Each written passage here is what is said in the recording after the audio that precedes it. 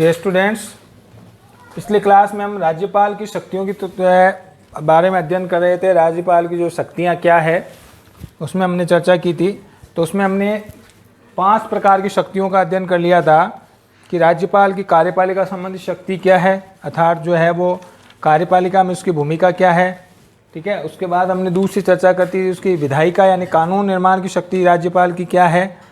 ठीक है, और उसके बाद हमने चर्चा कर ली थी इसमें तीसरे जो चर्चा की थी हमने कि विभिन्न प्रकार की जो है इसकी वित्तीय शक्तियाँ क्या है, अर्थात धन निर्माण की धन के से संबंधित शक्तियाँ क्या है। फिर चौथा हमने पढ़ा था अध्यादेश जारी करने की शक्ति पढ़ा था हमने। ठीक है, कि कानून किस प्रकार वो जो है अध्यादेश जारी कर सकता है, यानी कानून के समान लागू होते हैं। फिर 5वीं हमने जो है न्यायिक शक्तियाँ पढ़ी थी कि उस राज्यपाल को सर्व समा या समा का अधिकार प्राप्त है। अनुच्छेद 161 जो है उसे क्षमा का अधिकार प्रदान करता है। ठीक है, और फिर हमने न्यायाधीशों की नियुक्ति जो है से संबंधित शक्ति पढ़ी थी। और अब जो है इसके बारे में हम अगला जो पॉइंट पढ़ेंगे कि मंत्रियों के खिलाफ मुकदमों की अनुमति। ये आपके 7वां पॉइंट लगभग होगा। ठीक है, तो मंत्रियों के विरुद्ध मुकदमों की अनुमति।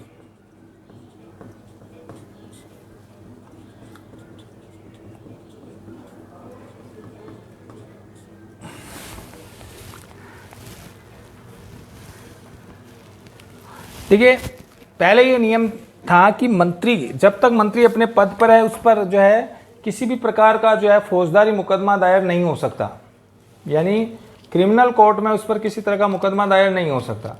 लेकिन बाद में 5 नवंबर 2005 में ये नियम सर्वोच्च न्यायालय ने निर्णय दिया था, सुप्रीम कोर्ट ने ये निर्णय दिया था कि यदि किसी मंत्री के खिलाफ कोई मुकदमा दर्ज है, यदि किसी आम व्यक्ति ने, नागरिक ने मंत्री के खिलाफ मुकदमा दर्ज किया है, तो राज्यपाल उसके खिलाफ मुकदमा चलाने की अनुमति दे सकता है। अनुमति कौन देगा? राज्यपाल देगा। 2005 से पहले ये नियम था कि किसी भी मंत्री पर जब तक वो पद पर है तब तक उस पर फौजदारी मुकदमा दायर नहीं हो सकता या उसको सजा नहीं हो सकती। लेकिन सर्वोच्च न्यायालय ने 2005 में निर्णय दिया कि मुकदमा दर्ज हो सकता है, लेकिन किसकी अनुमति से? राज्यपाल की अनुमति से किसी भी मंत्री के खिलाफ मुकदमा दायर किया जा सकता है, मुकदमा चलाने की अनुमति दी जा सकती है। ठीक है, भले ही मंत्रिपरिषद ने अनुमति नहीं दी है, लेकिन राज्यपाल अनुमति दे सकता है किसी मंत्री के खिलाफ मुकदमा दायर करने की। ठीक है, फिर हम बात करते हैं अन्य शक्तियों में आएगा 8वां पॉइंट, अन्य शक्तियां।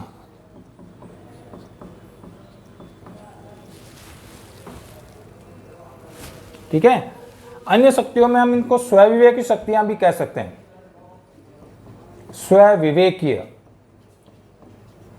स्वविवेकी शक्तियां, जैसे हम 2 प्रकार की पढ़ी, सामान्यकालीन शक्तियां और स्वविवेकी शक्तियां।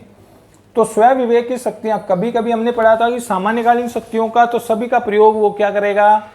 मंत्रिपरिषद की अनुमति से करेगा। इसका मतलब केवल वो नाम मात्र का शासक होता है। लेकिन स्वविवेकी शक्तियों का मतलब हो गया कि उन शक्तियों का प्रयोग वो अपने विवेक से करता है, अपनी मर्जी से कर सकता है। और कभी कभी ऐसी स्थितियां उत्पन्न होती है जब वो राज्यपाल अपने विवेक से बिना मंत्रिपरिषद की अनुमति के ही, सहमति के बिना ही इन शक्तियों का वो प्रयोग कर सकता है। तो ऐसी कौन कौन सी शक्तियां हैं? तो ये अगर पूछ लिया जाए आपको राज्यपाल की कोई 2 स्वविवेकी शक्तियां बताइए, तो अन्य शक्तियों में हम स्वविवेकी शक्तियों को शामिल कर सकते हैं। ठीक है, तो कौन सी स्वविवेकी शक्तियों में कौन सी शक्ति आती है? नंबर 1, संवैधानिक तंत्र की विफलता।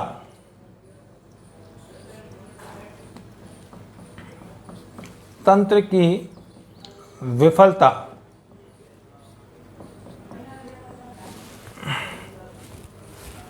की सूचना राष्ट्रपति को देना।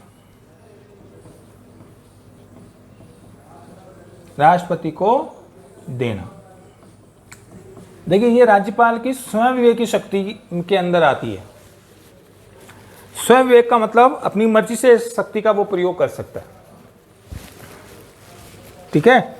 तो हमने बात की थी, देखिए आपने जब राष्ट्रपति की शक्तियां हमने पढ़ी थी तब हमने पढ़ा था अनुच्छेद 356 कब लागू होता है, ये राज्य आपातकाल होता है। और राज्य आपातकाल अर्थात किसी एक राज्य में जब संवैधानिक तंत्र विफल हो जाए या वहाँ राज्य का शासन जो है वो संविधान के अनुसार नहीं चल रहा है, तो ऐसी स्थिति में हेलो हाँ स्कूल हूँ, हेलो हाँ क्लास ले रही हूँ ऑनलाइन में, हाँ क्लास ऑनलाइन ले रहा हूँ,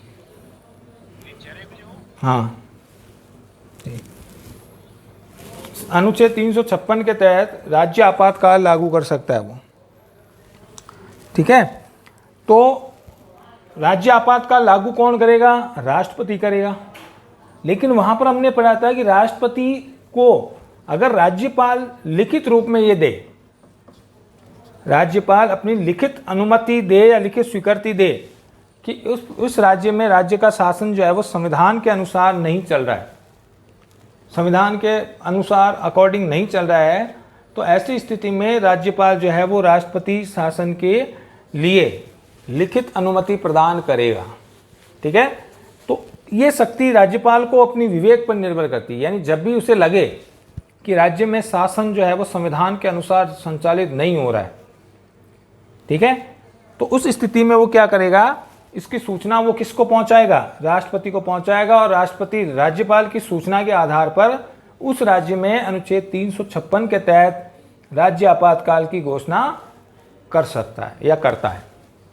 और जब हमने पढ़ा था राष्ट्रपति की शक्तियों में कि जब राज्य में आपातकाल लागू हो जाता है तो राज्यपाल जो है वो केंद्र के प्रतिनिधि के रूप में राज्य का शासन संचालित करता है। उस समय सरकार की भी भंग की जा सकती है, विधानसभा भी भंग की जा सकती है, मौलिक अधिकारों को भी निलंबित किया जा सकता है। तो ये बाकी हमने उसमें राज्यपाल राष्ट्रपति की शक्तियों में पढ़ लिया, ठीक है। तो संवैधानिक राज्य में संवैधानिक तंत्र की सफलता विफलता की सूचना राष्ट्रपति को कौन देगा, राज्यपाल देगा, ठीक है। राज्यपाल का दायित्व है कि वो राज्य प्रशासन को, राज्य में शासन लॉ एंड ऑर्डर कानून व्यवस्था के अनुसार चल रहा है या नहीं चल रहा है, और अगर नहीं हो रहा है ऐसा तो जो है वो इसकी लिखित सूचना राष्ट्रपति तक पहुंचाएगा, ठीक है भाई।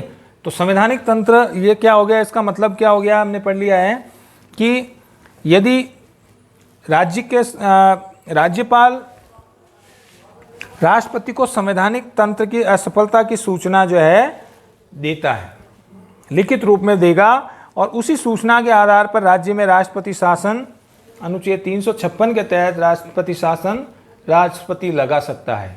सूचना कौन देगा, लिखित सूचना कौन देगा, राज्यपाल, कि भाई इस राज्य का शासन संविधान के अनुसार नहीं चल रहा है या राज्य में कानून व्यवस्था भंग हो चुकी है, राज्य में शांति व्यवस्था स्थापित नहीं हो रही है। तो उस स्थिति में लिखित सूचना के आधार पर ही, राज्यपाल की लिखित सूचना के आधार पर ही राष्ट्रपति अनुच्छेद 356 के तहत राष्ट्रपति शासन लागू कर सकता है या आपातकाल की घोषणा कर सकता है, ठीक है। और आपातकाल जब लागू हो जाता है तो राष्ट्रपति क्या करे, राज्यपाल क्या करेगा, केंद्र के एजेंट के रूप में, केंद्र के अभिकर्ता के रूप में काम करेगा, ठीक है।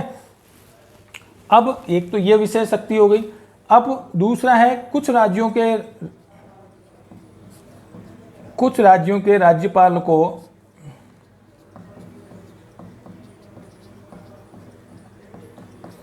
कुछ राज्य के राज्यपालों को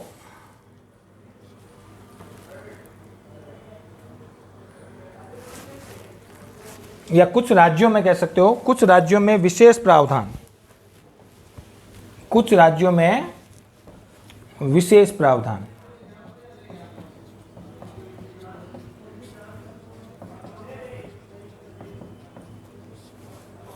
देखिए कुछ राज्यों के राज्यपाल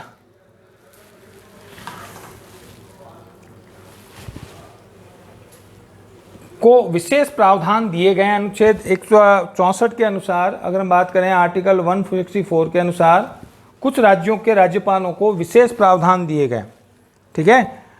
इसमें कुछ राज्य जो पिछड़े हुए हैं, उस समय इस पिछड़े स्थिति में थे जब संविधान लागू हुआ था, या बाद में पिछड़े गए, तो जैसे छत्तीसगढ़, अधिकांश आदिवासी राज्य हैं, झारखंड,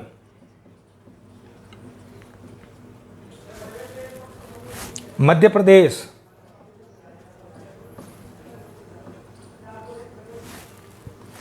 उड़ीसा,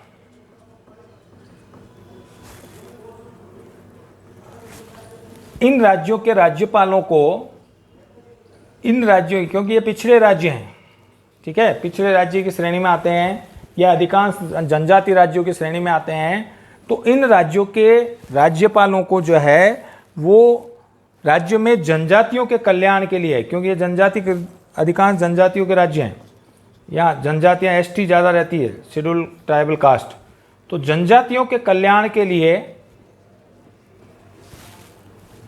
विशेष प्रावधान करने की छूट दी गई है। तो वो विशेष नियम बना सकता है, किसके कल्याण के लिए? जनजातियों के कल्याण के लिए। तो जो इन राज्यों का राज्यपाल होते हैं, वो कोई भी नियम, कोई भी हम कह सकते हैं प्रावधान अपनी तरफ से कर सकता है, जहाँ पर जनजातियों का भला हो रहा है, जनजातियों के विकास के कार्यक्रम कई अपनी तरफ से संचालित कर सकता है। कौन कौन से राज्यों के? छत्तीसगढ़, झारखंड, मध्य प्रदेश और उड़ीसा, ये जनजाति बहुल राज्य हैं। तो संविधान के में ये साफ लिखा हुआ है कि इन राज्यों के जो राज्यपाल होंगे उनको जनजातियों के कल्याण के लिए विशेष प्रावधान या विशेष योजनाएं संचालित करने का पूरा अधिकार होगा, अर्थात उन्हें बिना मंत्रिपरिषद की अनुमति के वो इन राज्यों में जनजातियों के लिए कोई योजना ला सकता है। ठीक है। तीसरी स्थिति है असम। असम के राज्यपाल के विशेष प्रावधान,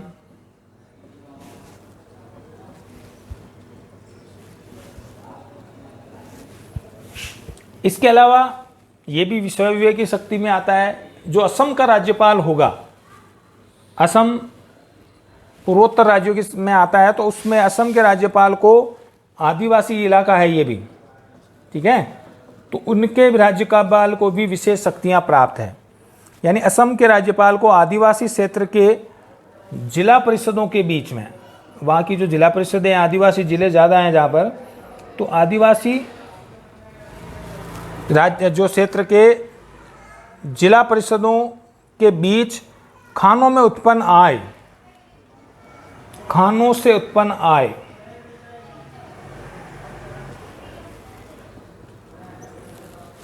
का विभाजन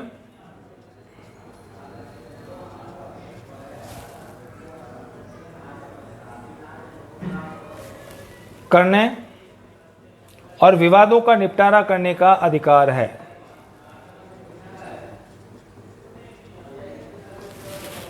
स्पेशली जो असम का राज्यपाल होगा वो क्या कर सकता है, जहां आदिवासी इलाके ज़्यादा हैं, जहां पर जंगली इलाके हैं, आदिवासी लोग, पहाड़ी इलाके हैं, तो उन ऐसी जिला परिषदों के लिए वो क्या कर सकता है भाई, वहाँ से जो आय उत्पन्न होती है खानों में खनन करने से, या आदिवासी इलाकों में जंगलों में अगर किसी प्रकार का जंगलों में अगर किसी प्रकार का खनिज प्राप्त होते हैं, तो उनके विभाजन वो उन्हीं क्षेत्रों में कर सकता है, उन्हीं जिला परिषदों में वो कर सकता है। ठीक है। तो इस प्रकार हम कह सकते हैं कि असम के राज्यपाल को आदिवासी क्षेत्र के जिला परिषदों के बीच खानों से उत्पन्न जो आय है उसका विभाजन करने की छूट है, तथा उस क्षेत्र में होने वाले विवादों का निपटारा करने के लिए उसे विशेष स्वविवेकी शक्तियाँ प्रदान की गई है, केवल असम के राज्यपाल को, बाकी राज्यपालों को नहीं।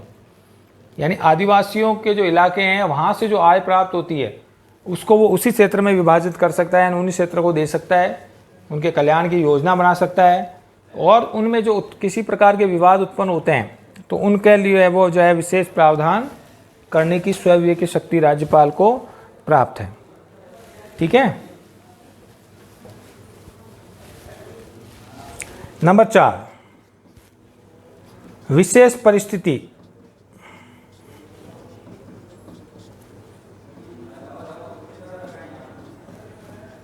में मुख्यमंत्री की नियुक्ति।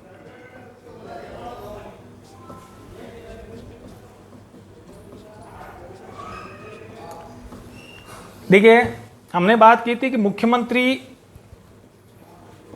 को कौन नियुक्त करता है, राष्ट्रपति नियुक्त, राज्यपाल नियुक्त करता है, और कब किस व्यक्ति को बनाता है, जो विधानसभा में सबसे बड़े दल के नेता को, विधानसभा में बहुमत दल के नेता को मुख्यमंत्री बनाता है, बहुमत प्राप्त दल का।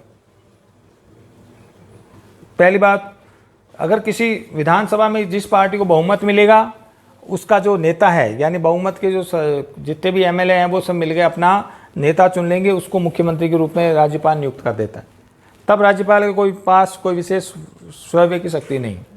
दूसरी स्थिति, जब किसी भी बहुमत दल को बहुमत नहीं मिले तो सबसे बड़ा दल जो होता है, सबसे बड़े दल के नेता को, हालांकि बहुमत किसी को नहीं मिला लेकिन जो सबसे बड़ा दल है उसके नेता को राज्यपाल जो है मुख्यमंत्री के रूप में नियुक्त कर सकता है। ठीक है, चलो सबसे बड़ा दल भी नहीं मिला तो ऐसी स्थिति में क्या होगा कि वो गठबंधन का जो नेता है,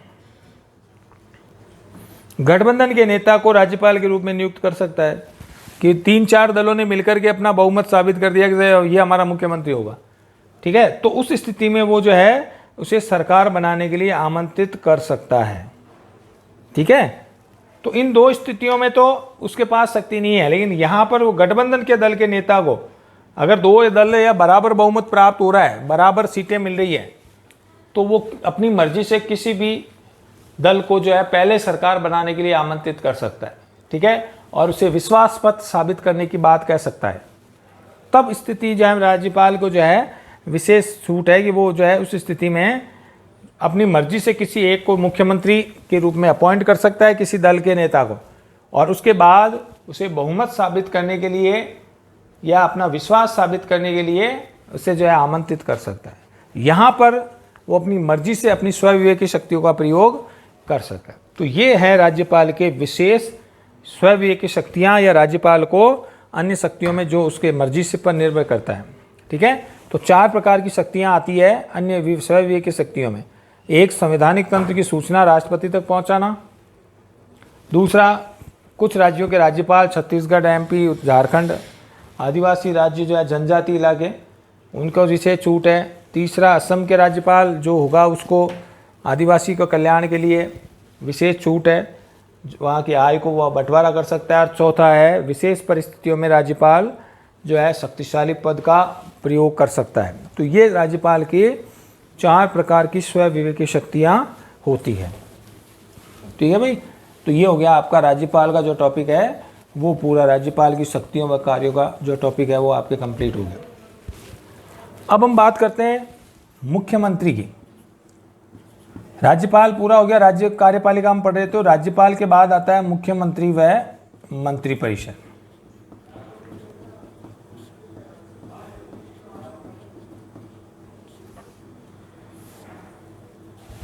राज्यपाल राज्य के नाम मात्र के जो शासक होते हैं, वास्तविक जो शासक होता है, राज्यपाल केवल नाम मात्र का शासक होता है, क्योंकि जो सारी शक्तियाँ आपने पढ़ी है, सामान्यकालीन शक्तियाँ, वो मंत्रिपरिषद और मुख्यमंत्री की सलाह से ही प्रयोग करता है। ठीक है, इसके अलावा हमने पढ़ा है कि राज्यपाल राज्यों में मुख्यमंत्री की नियुक्ति करता है, लेकिन मुख्यमंत्री को किस व्यक्ति को बनाएगा या मुख्यमंत्री और मंत्रिपरिषद क्या क्या काम करेगी, इन सब के बारे में हम चर्चा करेंगे। तो मुख्यमंत्री राज्य का वास्तविक कार्यपालक होता है। राज्यपाल तो नाम मात्र का होता है, लेकिन वास्तविक कार्यपालक कौन होगा? वास्तविक कार्यपालक होगा राज्यपाल मुख्यमंत्री।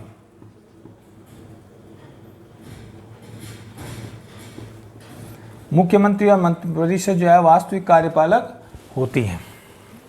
ठीक है, मुख्यमंत्री की नियुक्ति कौन करेगा? मुख्यमंत्री की जो नियुक्ति है वो कौन करेगा? राज्यपाल करेगा।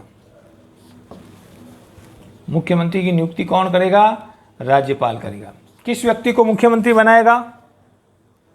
ठीक है, तो इसने हमने चर्चा कर ली थी कि विधानसभा में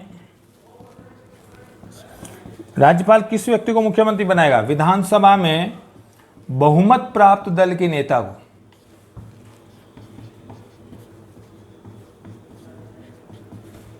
बहुमत प्राप्त दल के नेता को। ठीक है, तो जब चुनाव होते हैं विधानसभा के, जैसे राजस्थान की बात करें, राजस्थान विधानसभा में 200 सीटें हैं।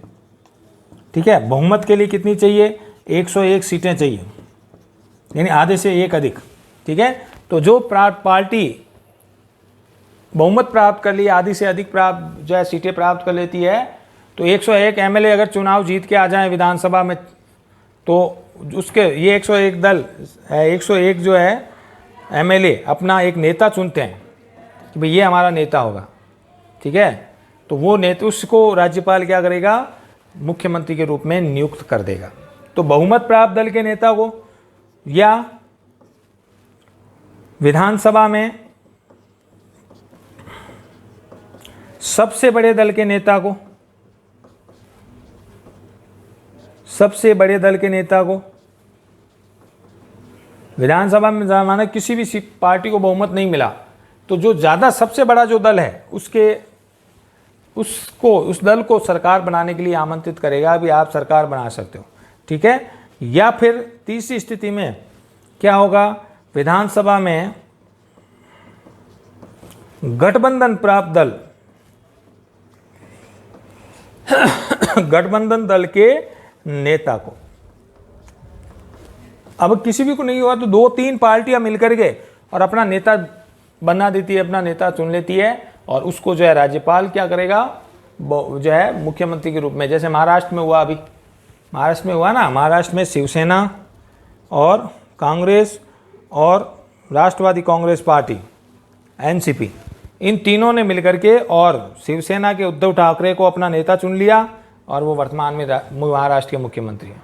तो 3 पार्टियों ने मिलकर के अपना नेता उद्धव ठाकरे को बनाया, शिवसेना के प्रमुख नेता, ठीक है।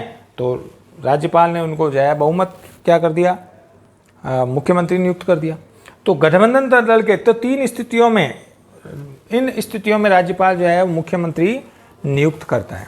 तो हम कह सकते हैं, पूछा जा सकता है कि राज्यपाल मुख्यमंत्री की नियुक्ति किस आधार पर करता है, तो 3 आधार हो सकते हैं, ठीक है।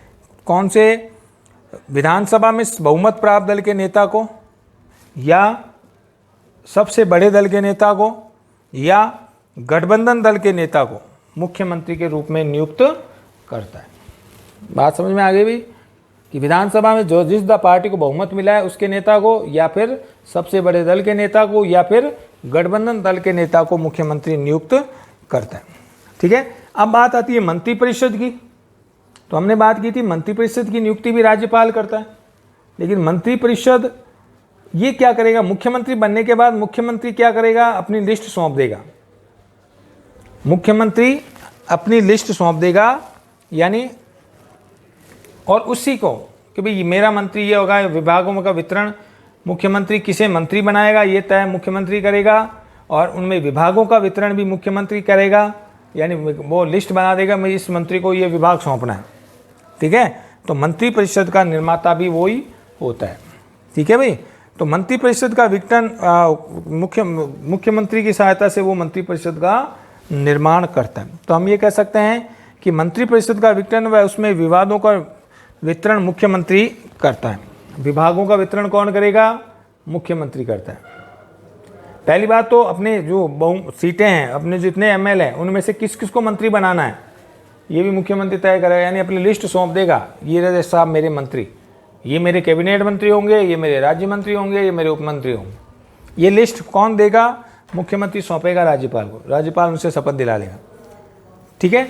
और उनमें विभागों का वितरण भी करना कि किस मंत्री को कौन सा विभाग देना है, कृषि मंत्री किसे बनाना है, शिक्षा मंत्री किसे बनाना है, ठीक है। तो ये तय भी मुख्यमंत्री करता है, यानी मुख्यमंत्री हम कह सकते हैं कि क्या होता है, मंत्रिपरिषद का निर्माता होता है,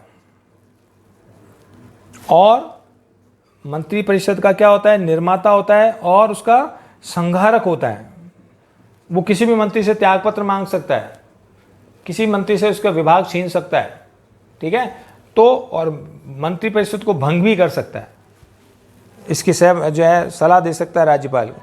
तो वो मंत्रिपरिषद का निर्माता मुख्यमंत्री क्या होता है, मंत्रिपरिषद का निर्माता यानी बनाने वाला, संचालक होता है, उसको चलाने वाला वही होता है 5 साल तक, और संघारक होता है, उसको जो है भंग करने का काम भी वो करता है, ठीक है। तो मंत्रिपरिषद का निर्माता, संचालक और संग्रह जो है संघारक कौन होता है, मुख्यमंत्री। तो प्रत्येक मंत्री मुख्यमंत्री की इच्छा पर ही अपने पद पर बना रहता है, ठीक है, यानी वो किसी से भी अपना त्यागपत्र मांग सकता है। और वह मंत्रिपरिषद की बैठकों की अध्यक्षता करता है। मुख्यमंत्री क्या करेगा, मंत्रिपरिषद की जो बैठकें होती है, मंत्रिमंडल की जो बैठक होती है जिसमें कैबिनेट मंत्री होते हैं, तो उसकी जो है क्या कर सकता है, बैठकों की अध्यक्षता कौन करेगा, मुख्यमंत्री करेगा।